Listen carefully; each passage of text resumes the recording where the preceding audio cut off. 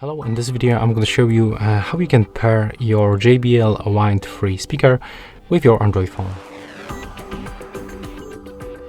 So first of all, you have to power on your speaker by using this power button. So we can click on it once.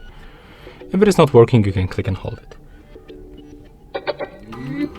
And then this indicator will lights up.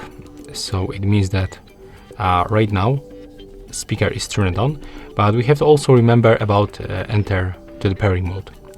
So in the most cases we just have to click and hold this button. So one more time, click and hold it.